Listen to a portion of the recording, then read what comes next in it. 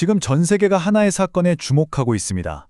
폭발음, 섬광, 그리고 거대한 불확실성. 오늘 저희는 이 공습 하나가 어떻게 연쇄적인 파장을 일으키며 전 세계를 뒤흔들고 있는지 그 사건의 가장 깊은 곳으로 들어가 보려 합니다. 보시는 이 한 문장이 모든 것의 시작이었습니다. 미국과 이스라엘이 이란의 수도 테헤란을 공습한 겁니다. 자, 이 사건 하나가 어떻게 국제법을 무너뜨리고 끔찍한 비극을 낳고 심지어 세계 경제까지 흔들었는지 그 거대한 파장을 지금부터 하나씩 따라가 보겠습니다.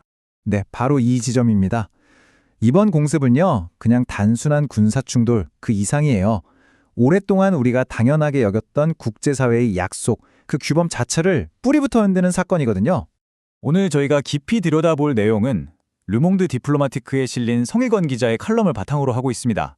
성일권 기자는 이 공습이 남긴 4가지의 거대한 균열을 지적하는데요. 지금부터 그 날카로운 분석을 따라가 보겠습니다. 자, 어떤 군사 행동이든 명분이 있기 마련이죠. 이번 작전의 이름은 장대한 분노.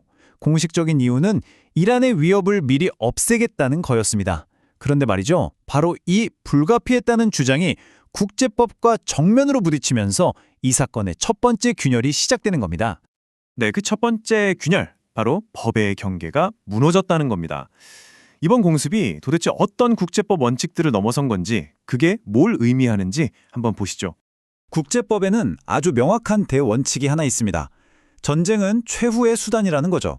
군사력을 쓰는 건 오직 임박한 공격이 눈앞에 닥쳤을 때 그걸 막기 위한 자위권, 딱 하나만 예외로 인정합니다.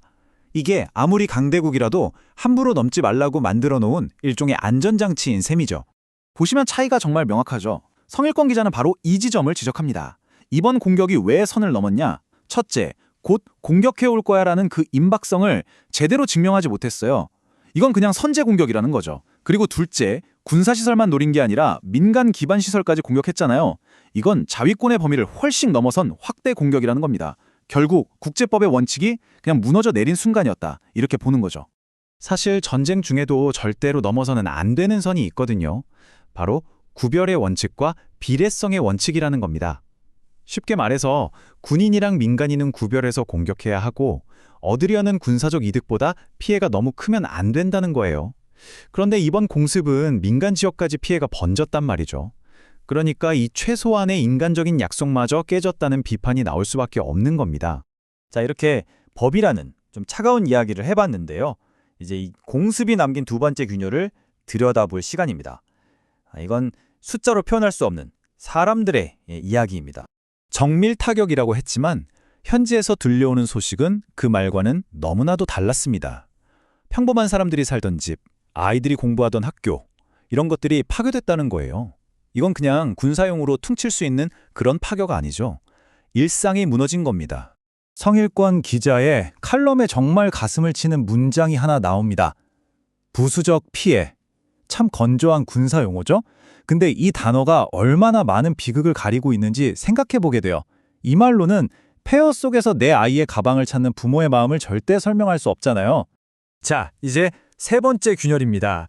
이 공습 하나가 어떻게 불씨가 돼서 중동 전체를 전쟁의 소용돌이 속으로 밀어넣고 있는지 그 과정을 한번 보시죠. 상황은 정말 순식간에 악화됐습니다. 미국과 이스라엘이 때리자 이란이 바로 미사일로 보복했고요. 여기에 헤즈볼라까지 끼어들면서 전선은 걷잡을 수 없이 커졌습니다. 그리고 결국 미군 사상자까지 나왔어요. 이제 정말 누구도 쉽게 멈출 수 없는 아주 위험한 게임이 시작된 겁니다. 근데 진짜 문제는 이 전쟁의 끝이 보이지 않는다는 거예요. 미국이 말하는 그 목표라는 게 대체 뭘까요? 핵시설 파괴? 아니면 아예 정권을 바꾸겠다는 걸까요? 목표가 뭔지 애매하니까 전쟁은 계속 길어지고 피해는 눈덩이처럼 커질 수밖에 없는 구조인 거죠. 전쟁은 전장에서만 일어나는 게 아니죠. 자, 마지막 네 번째 균열입니다. 이건 국경을 넘어서 바로 우리들의 지갑에까지 영향을 미치는 이야기입니다. 바로 세계 경제에 충격파죠. 시장은 정말 즉각적으로 반응했습니다. 전 세계 석유가 지나다니는 길목, 이 호르무즈 해협이 막힐지도 모른다는 그 걱정 하나만으로 국제 유가가 하루 만에 10%나 뛰어오른 거예요. 이게 그냥 숫자 노름이 아니죠. 전 세계 물가가 들썩일 수 있다는 아주 위험한 신호입니다. 육아만 그런 게 아니에요. 사람들은 불안하니까 안전자산인 금이랑 달러를 사들이고 주식시장은 휘청거렸습니다. 보시는 것처럼 전쟁의 대가는 전장에 있는 군인들만 치르는 게 아니에요.